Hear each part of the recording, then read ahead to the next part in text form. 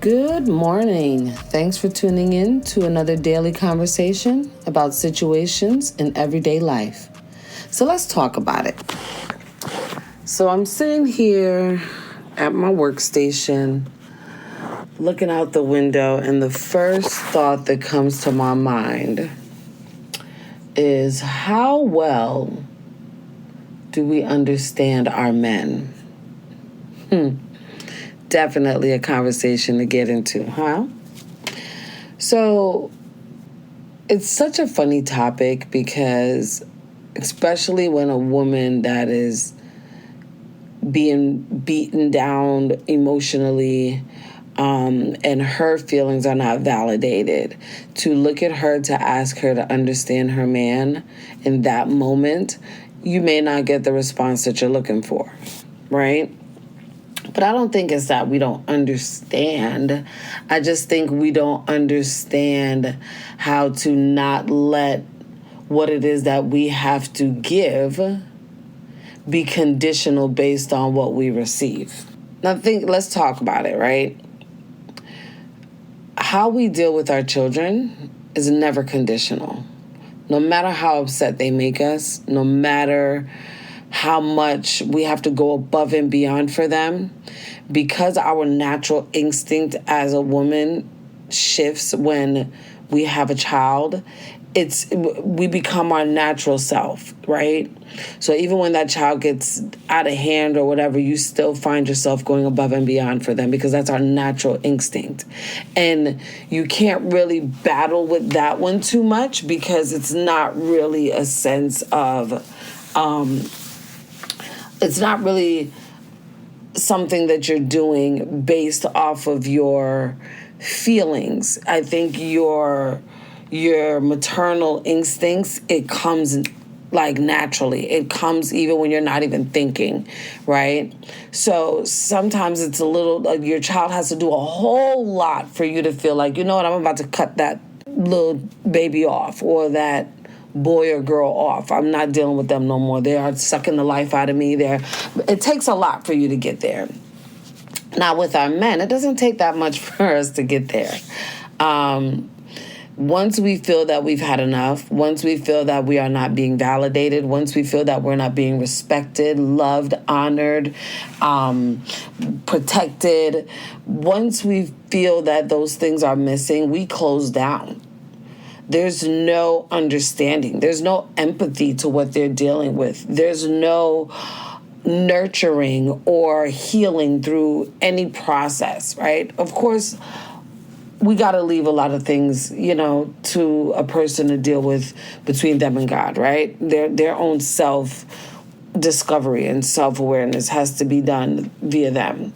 The only thing that we are supposed to do as their partners, helpmates, wives, women, girlfriends, whatever you want to call it, once you commit that you're going to be in union with that person, it's your obligation to do your part, okay? No one told you to be together. No one is forcing you to be together. This is a choice that you're making, right? So once you make that choice to take on this role together, you're agreeing to do all the necessary things that are required to make that partner of yours feel whole and feel content in this union that you guys have agreed to create, right? Now, you hear the terms for better or for worse, right? I don't really like the whole for worse part because even your worst is for the better because every loss is a lesson, right? So for me, it's like if we look at our relationships as something that is a part of our natural instinct, the way we're supposed to deal with each other, we allow our natural core to do its work in that manner. Until we do that, we're not going to really be able to be in balance in our unions, right? We're always going to find a way to fall back to our old ways or result back to our old ways the minute our partner does something that's out of whack, right? One of the things that I've come across or stumbled upon in my journey in self-discovery is understanding that whatever you want, you gotta attract. right? Years ago, this happened to me, but I called it a phase where I said I'm smelling myself, right?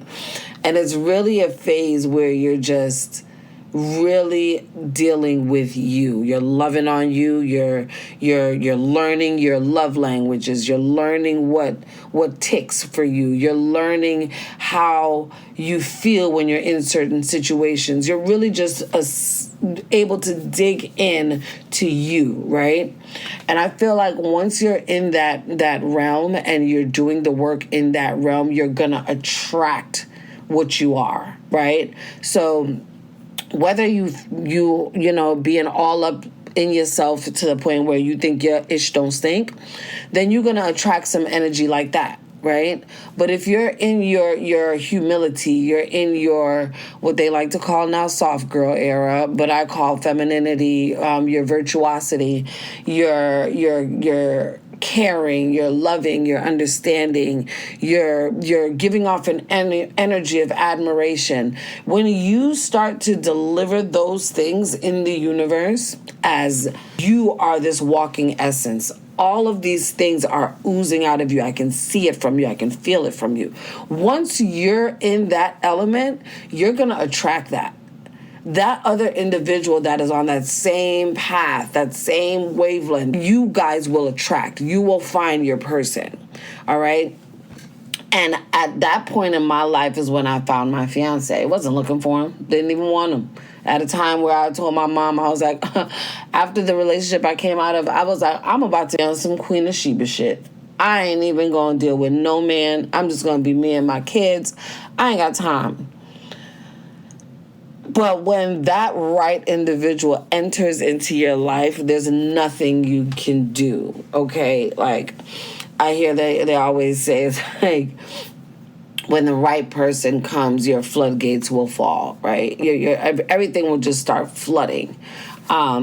It's a fact. There's nothing you can do about it. When that right energy clicks, it's like when they hear love at first sight or something that happens, you're like, oh my God, this is too soon. Why is it happening? No. Sometimes when you're in that right place, you don't need 2, 3, 4, 5 years. Why do I need all of that time? I know what I want. I know what I've been through. I know what I'm looking for. I don't need all of that.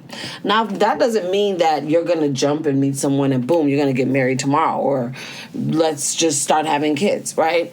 My life is a little bit different. I'm fertile Betty, right? So, I mean, of course, I have 8 children, so that shows you that I just was having them, pretty back to back. Wasn't planned. Like I said, I'm fertile myrtle, My mom has 16 kids. I come from a large family. We're Caribbean. It's kind of like something that we just do, okay? we're baby making machines over here, right? But the beauty of that experience that I went through, it took me through a lot of valleys.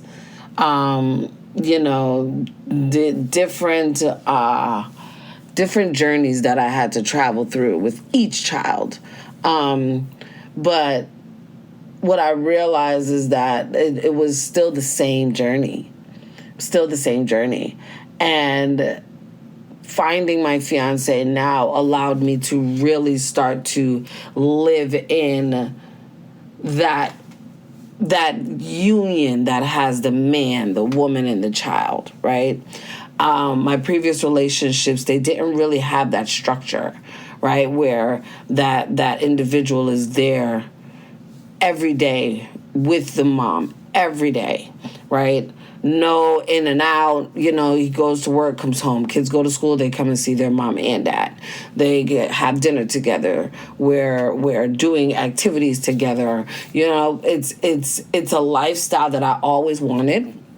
So when I finally got it, it was like, okay, based off of the relationships that I was in before, I started to deal with this relationship like that. What I was programmed and learned that a relationship consists of, what it entails, what it looks like. That's what I brought to my new relationship. And honey, no, my dear, that didn't work. It didn't work too well because my fiance is a different kettle of fish. All right. He may be younger than me, but When I tell you that this man is an old soul, he's an old soul. Knows what he wants, don't need no epiphany from somewhere else to guide him. He's very connected with who he is, knows exactly what he wants, knows exactly what he needs, and doesn't really fight for it. Like, he's not going to fight you to give it to him. Like, he knows what he's supposed to get. Same with me. So it's like I found somebody that was just like me. And I'm like, Lord have mercy. How do I do this? How do I maneuver through this? Because I'm definitely something, right, to deal with. But I never met someone that can really get me there, right? Like, he gets me there. He really can. He can get my energies like, oh my God, I'm just surrendering to you. But it's not really me surrendering to him. It's really me surrendering to what I see that he's walking in, what I see that he's embodied, who I see he is projecting to be in this flesh, right? That's what I like. Whenever I can see that energy elevated to its highest potential, honey, all of that rah-rah, all of that goes away, right? But you see, the minute that something is done that triggers my emotion in a negative way, all of that goes right back up. And now we head to head. Now we, so there's no empathy. There's no understanding. It's very conditional, right? So we got to get to the point where we understand the assignment. When you commit to a partner, you commit for everything that's going to come with it, right? But the beauty is, do you have all the tips that you need to be able to navigate those valleys? Do we have everything that we need in a relationship? Are we attracted to our partner, right? If we really like 5'5" dude, but we got a 6'2" guy, at some point, he ain't going to be able to match this that you're trying to get to, right? Literally. It's just not going to happen. But if you're into someone that is on your level in every way, shape, or form, and you find that person, you're going to realize that you are willing to go through every valley that comes your way with him. Doesn't matter, right? Even sometimes you may find yourself in a rut, but you're not. It's like your feet are so planted that there's no walking away, right? And that doesn't mean that you're bounded because he got you sprung or she got you sprung, or it ain't got nothing to do with that. It's just there's a connection there. There's a friendship there. There's an understanding there. There's a sense of peace there, right? Once you can make sure that those things are encompassed in your relationship, I think you guys can triumph through anything. People are like, oh, that's my soulmate. Or like, as long as those characteristics are there, you can make anything work, right? As long as a person has you in the ways that you desire, meaning he's giving you compassion, he's giving you understanding, he's giving you unconditional love, he's giving you protection, he's giving you security, whatever the things that you feel like you need that are going to make you secure in your womanhood to deliver what he deserves, right? Then I think you guys will be in marital bliss, right? But it all really comes back to you as a person, whether it's the man or the woman. What are we delivering? What are we giving our partner? What are we making radiate off of us? Are we radiating love, compassion, sensuality?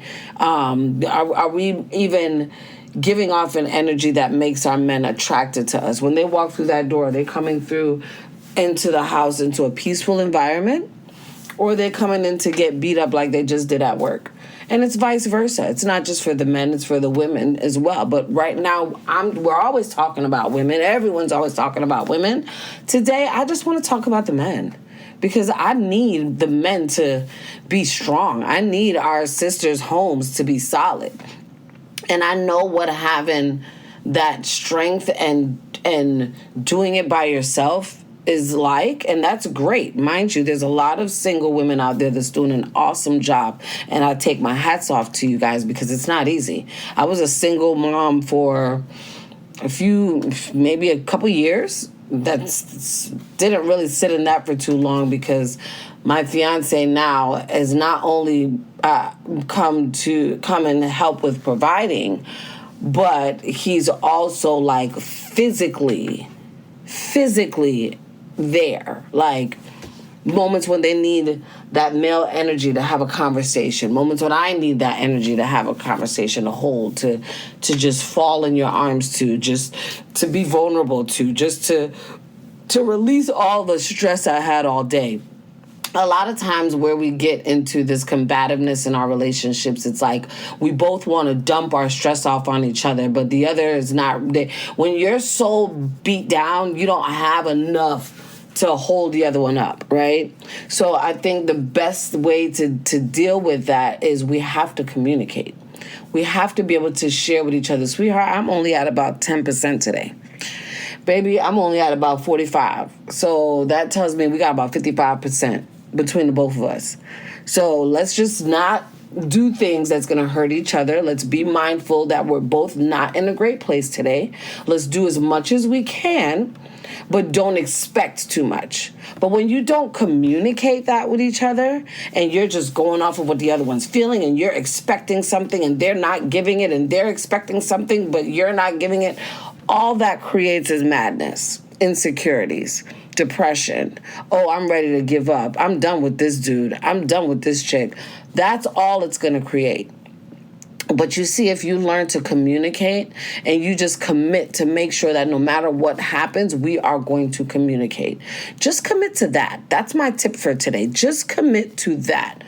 We are only going to make sure that we communicate whenever we're feeling down. We're not going to respond. We're not going to retaliate. We're not going to hurt each other. We are going to communicate.